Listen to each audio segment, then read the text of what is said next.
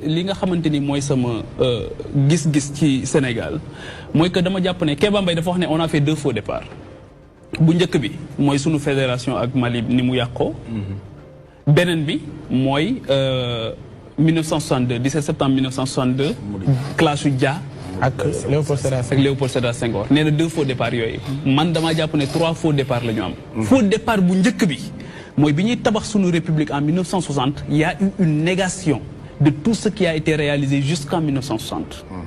On est tout ce qui a été réalisé par qui? Parce que Sénégal dafa am ci ñoo xamante ni dañu sax joxe seen bakkan ñu rey leen am na ñoo xam dañu dee pour résister à l'oppression coloniale.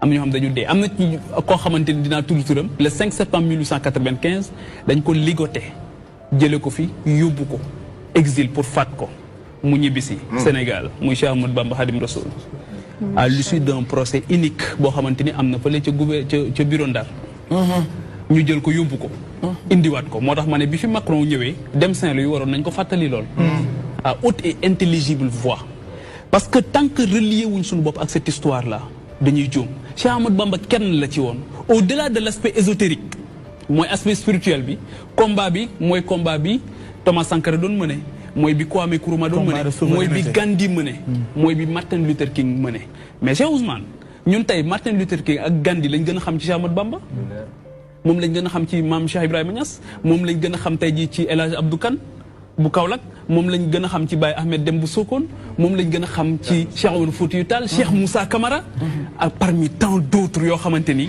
dañoo taxawoon ne tubaab bi li nga am feneen doo ko am fii loolu moo tax tey boo wàccee Sandaga di wax tubaab kenn du la faale mais réew yi ñu colonisé woon yëpp foo ci wàcc tu parles la langue du colon xeex boobu dafa am ñu ko mëne maintenant il y a eu une négation de cette histoire te tey jii pour man kii wax na ko Didier Awadi mu ne le patrimoine n'existe plus on l'a dilapidé il faut repenser tout à la base ma ne ko non il ne s'agit pas de tout repenser à la base il s'agit de projeter la lumière sur nos modèles qui ont marché parce qu'on a eu des modèles qui ont marché xeex bi nga xamante ni gars yi mëne nañ ko à partir de 1960 ñoom Serigne Mountaga Tall ñoom sëñ Cheikh Mbacké Gaïndé Fatma Cheikh Tidiane ñoom sëñ Cheikh Ahmed Tidiane Sy sëñ Cheikh Ahmed Tidiane Sy Al Maktoum je dois rappeler que Partem mu ngi ko créé en 1959 on n'avait pas encore l'indépendance et on se rappelle les élections législatives yi nga xamante ni exactement ñu ngi ko doon contesté te 59 bi mu koy def c'est parce que sentir na ne en brillant intellectuel parce que son premier ouvrage mu ngi ko génne bi mu amee 16 ans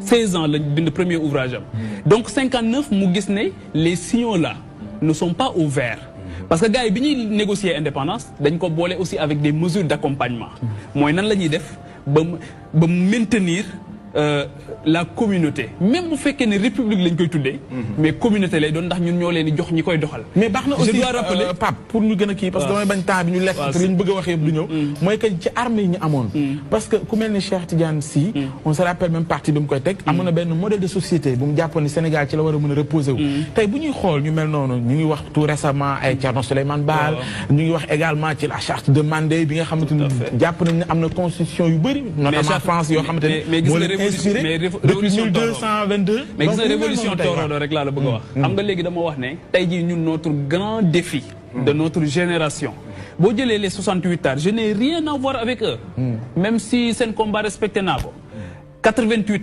teewul 88 am teewul 89 am teewul 91 am teewul ñu rey maître Babacar Seye teewul ñu am problème teewul tey jii ba ci 2012 ñi mëne combat bi dañu ñëw ba 2014 xaw ma 2015 ñu ne même chat même chien même va même vient cela veut dire quoi cela veut dire que on est dans une spirale boo xamante ni c'est un éternel recommencement te loolu la Sarkozy wax le 27 juillet fii 2007 ci université ñëpp mere ko ma ne ko ñi la mere ñoom xam nañ ne ñoom ngay waxal parce que ñoom en réalité font partie des gros d'étranglement mooy ñi nga xamante ñoo ñuy jiite depuis 58 ans parce que c'est un constat d'échec qui a été fait depuis 58 ans boo jëlee Trump dafa wax lu am solo mu ne Afrique c'est des pays de merde non c'est pas des pays de merde nous avons des dirigeants qui posent problème pour ne pas nous avons des dirigeants qui posent problème ndax rapport bi nga xamante ni am nañ ko parce que il nous faut des dirigeants qui négocient à mémoire égale mais quand tu marches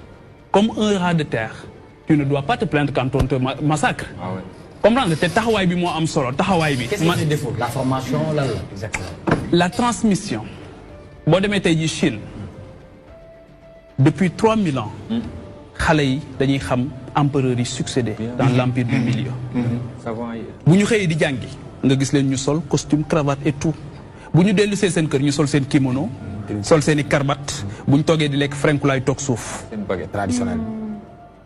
C'est-à-dire que suñu capacité Cheikh Ousmane. ouverture bi ñuy wax. suñu capacité ñu mën a bala ñuy ouvrir dañu nax. parce que bala ñuy ouvrir il nous faut ñu xam li ñu amee ba pare. waaw.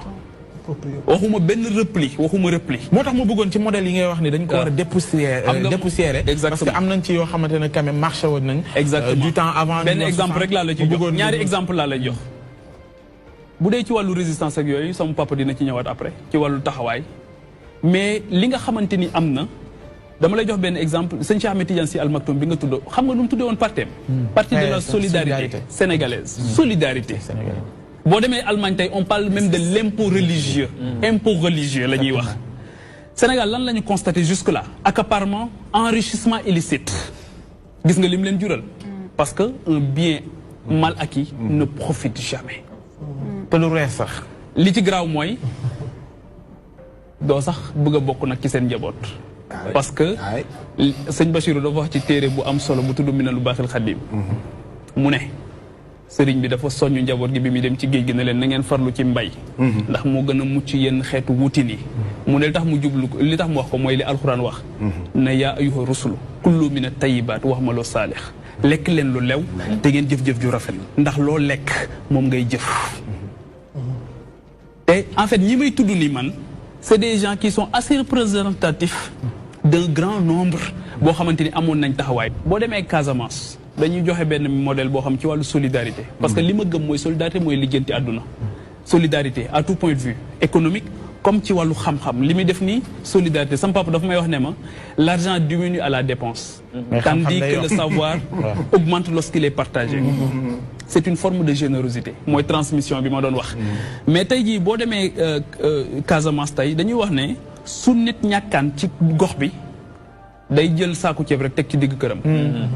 ñu ciy def ba kër gi yëpp mais passé nañ information bi ku ñëw rek def ci. su fajar jotee su jógee. ku mu dajal foog na yaa ko defal. du xam ku def ak ku deful. mais léegi xoolal ni ñuy defee. xoolal léegi ni ñuy defee. donc c'est mais pour étayer li ngay wax sax même en Arabie Saoudite seen waqf boobu noonu. di wax noonu tey boo gisee par exemple bu jëlee ampleur yi. forme yooyu la. léegi am na ñenn ñu jàpp sax ne même ba ci zakat bi. nii tey bu ñu ko respecté woon comme ça doit. tey xëy na ay xeetu pauvreté yi ñuy wax noonu. léegi boo xoolee par exemple. mais ñun sous les projecteurs la ñu gën a. boo xoolee par exemple islam. jël teg la caméra yi rek jël ma joxe. boo xoolee par exemple islam ñaari ennemi déclaré la am bu njëkk bi mooy réer beneen bi mooy ñàkk. ndax ñàkk li muy charrier moo tax sëñ Moussa Ka dafay wax ne ñàkk moo bon ci waaju baax. waaju baax la wax. donc imagine l'autre lu ko ñàkk nar a def. ñàkk moo bon ci waaju baax. donc ñàkk baaxul loolu moo tax ñu ne xeex leen ko. Seydina Alioune yaakaar Seydina Omar moo ko doon wax ne bu doon jëmm dinaa jël sama jaasi xeex ak moom. ba mu faatu. ñàkk li ñu des a bëriwul neex na trop. beneen bi mooy beneen bi nga xam bëgg naa ci ñëw rapidement mooy xam-xam. beneen bi nga xamante ni bëgg naa ci ñëw mooy xam-xam. ça doit être le combat de tout le monde tey ji Sénégal bu ñu ne 70% analphabétisme la. mais nan nga mën a jaaxle ci ñu accuser benn retard bi. mais surtout suñu système éducatif laa bëgg a wax Nelson Mandela moo ko waxoon sooy xeex ak réew bul jël ay bomb attaquer le système éducatif bi. waaw attaquer le système éducatif. suñu système éducatif tey moom la ñu attaqué moo tax ñu nërmeelu te nanguwuñ ñu def réforme. mel ni lu Thomas Sankara gisoon la parce que doon na wax ni école ñoom bi ñuy tabax. mooy école bi nga xamante ne lañ jubluwaay bi. mooy muy former ay patriotes et non des apatrides. mais xam nga te bi ñu ko wax jamono jooju. xam nga patriotisme boobu. tey bëgguma ko woon tudd sànq bi ma lay wax ne il faut que ñu xam rapport bi ñu am ak suñu drapeau national. loolu rek laa bëggoon a wax. mooy tey jii. ñooy kan en réalité te tey li Cheikh Hamidou Kane tuddee l'aventure ambiguë dafa dal ñu bari mooy bàyyi nañ ki ñu doon di aspirer koo xamante ni duñu ko doon mukk et on se retrouve dans l'hybridité et on a honte parce que xam ki nga doon je parle aussi sur le contrôle de Cheikh Ousmane qui est un xaarif billaay bu mag dañuy wax ne xadisul xudsi dafay wax ne man xarafa nafsahu xarafa rabbahu bu ngeen xamee seen bopp rek xam seen borom. donc xam sa bopp xam sa borom. effectivement xam sa borom comme yombul. kon xam sa bopp. kon loolooy dàq gëm sa bopp. on remet le métier à l'ouvrage. en fait xam nga boo nee da ngay gëm sa bopp yitte warul nekk gëm sa bopp. parce que da lay yóbbu ci arrogance. imbu de ta personne. en réalité da nga war a xam sa bopp. quête de sens boobu nag. ci la àdduna toll moo tax àdduna ñaari problème la ñu am tey ci loolu laay jeexale jox la parole bi mooy une crise identitaire ak la problématique du vivre ensemble nan la ñuy def ba wuute ay xalaat wuute ay gis-gis ba mën a sauver l'essentiel Mame Abdou Aziz Sy radiyallahu anhu moom moo ko réglé xam nga nu mu ko tuddee l'éthique du désaccord cela veut dire quoi nan la ñuy mën a wuute ay xalaat wuute ay gis-gis nekk dans l'espace public te sauver l'essentiel te sauver l'essentiel mu ne éthique du désaccord mu ne même dans le désaccord on doit sauver l'essentiel ñu ne ko l'essentiel mooy lan mu ne mooy le respect mutuel dama lay raconter benn anecdote toujours par rapport à Mame Abdou Aziz am benn dentiste bu demoon ci Tivaouane ñu koy dalal moom chrétien la bi ñu koy dalal comme d'habitude bu ñu amaan fonctionnaire buy ñëw ci dëkk ñëpp ay génn ñu defal la fête dalal la ñëpp jël parole ne fii de dëkk bu sell la dëkk bu nangam la kenn du fi mooy kenn du fi def nangam kenn du fi def yi ku ne wax bi moom mu jël parole dentiste bi daal ne man de damay ñaanaat ñu réaffecté ma ndax man nit la te je suis un pécheur te jàpp naa ne fii ma ñëw kenn du fi mooy kon man fii du sama place Mame Abdou jël parole ne ko ñun ñëpp yaa ñu gën te doo dem fenn mais dem na ba góor gi bi mu nekkee ci état de kiyam mag ak yooyu bu bëggaan retraite pour noppalu ci clinique am lay dem mais kooku sax dentiste bi la mu wax dafa paraphrase Jésus-Christ parce que lu mel noonu la exactement léegi beneen bi mooy la crise identitaire bi mooy ñun ñooy kan quête de sens tey jii da ngay on assiste à un désœuvrement de la jeunesse une jeunesse désœuvrée boo xam yitteem bi gën a mag xale boo xam bu xëyee yitteem bi gën a mag mooy am connexion portable ak wut fu mu naanee ataaya ça pose problème le rapport qu'on doit avoir à nous-mêmes avec nous-mêmes le rapport qu'on doit avoir avec notre pays avec nos symboles yoo xam foog ñu tegaat ko ci table ji waxtaane ko rapport bi nga xam war nañ ko am avec des cadres d'échange yoo xam dinañ ci mën a jàng ak jàngale la question elle est énorme Pape Ousmane donc